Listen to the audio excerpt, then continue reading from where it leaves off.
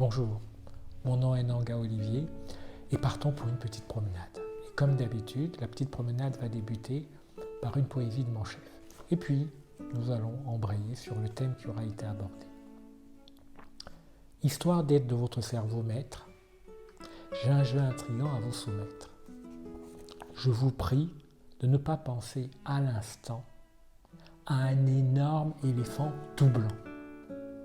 Un éléphant blanc, n'y songez pas. Un éléphant blanc, vous n'y avez droit. Si vous êtes prêté au jeu, il est à parier qu'un éléphant blanc, tout blanc, c'est à votre vue imposé. Alors même qu'un éléphant blanc, tout blanc, vous était prohibé. Qu'en conclure?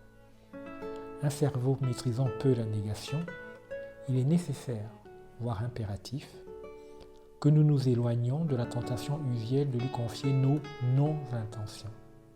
Je ne veux plus fumer. Je ne vais pas y arriver. Je ne veux plus stresser. Je ne veux plus m'empiffrer. En répétant ces phrases, vous poussez votre esprit à s'attarder non pas sur le désiré, mais plutôt sur le proscrit. Reprogrammez-vous, apprenez à affirmer positivement vos intentions et assistez alors aux premières loges à la floraison de vos ambitions. Voilà. Alors, il s'agit d'un thème qui me tient à cœur. Et pour le débuter, et pour débuter notre petite conversation, qui ne va pas être longue, comme d'habitude, je vais vous raconter une rencontre que j'ai eue il y a quelques années avec une cliente. Cette dame venait, et l'un des processus, l'une des choses que nous devions rechercher, c'était comment faire pour qu'elle se remette en couple. Comment faire pour trouver, disait-elle, un compagnon idéal. Peut-être pas idéal, mais en tout cas le compagnon avec lequel elle avait envie de vivre. Et donc me voilà, lui posant la question, voilà, à quoi devrait-il ressembler? Que recherchez-vous? Qu'attendez-vous chez un homme? Et pendant 1 heure, avec un talent extraordinaire, avec une minutie fantastique, elle me décrivit parfaitement tout ce qu'elle détestait chez un homme, mais avec une précision chirurgicale. Elle fut capable de décrire parfaitement tout ce qu'elle ne voulait pas chez un homme. Mais à aucun moment, elle ne répondit à la question qui lui était posée, « Qu'attendez-vous? Que recherchez-vous chez un homme ?» Et je lui demandais plutôt, alors à ce moment-là, mais comment ça se passe lors de vos rencontres?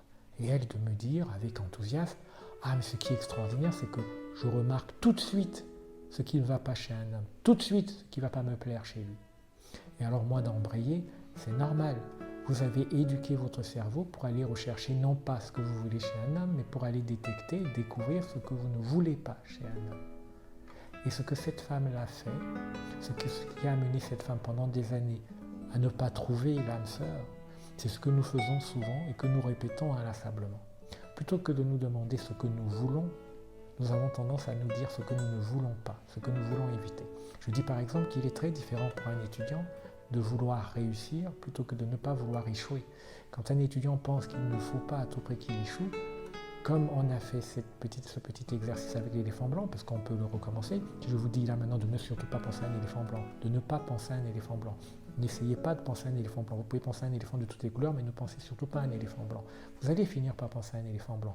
Et après, votre cerveau va se dire « Ah ouais, mais c'est pas ce qu'on m'avait demandé, on me l'avait proscrit. » Et donc il va barrer l'éléphant blanc, mais vous allez d'abord voir l'éléphant blanc.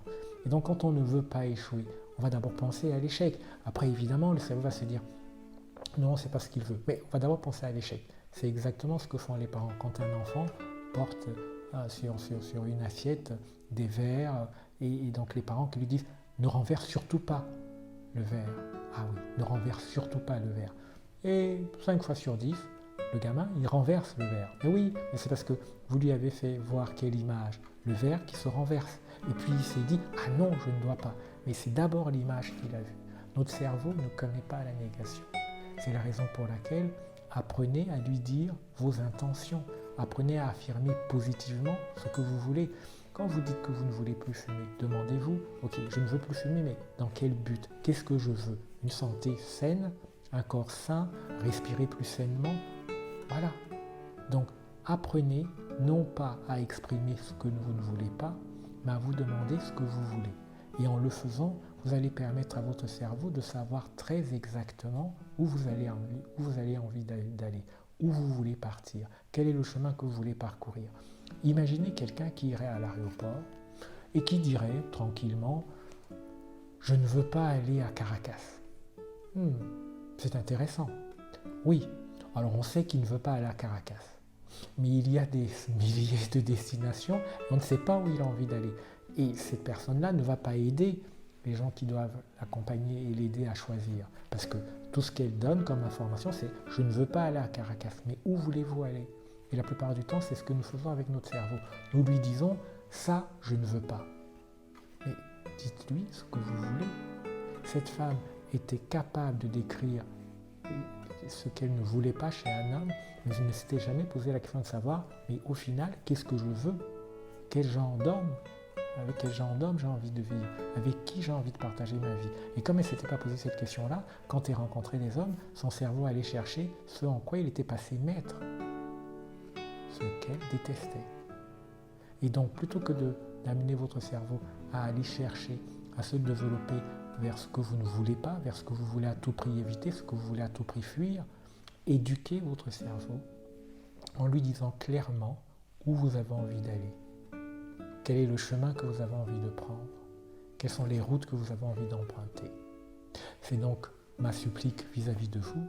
Je vous aime et je vous souhaite effectivement de le garder à l'esprit. Votre cerveau ne connaît pas la négation. Dites-lui positivement vos intentions. Merci.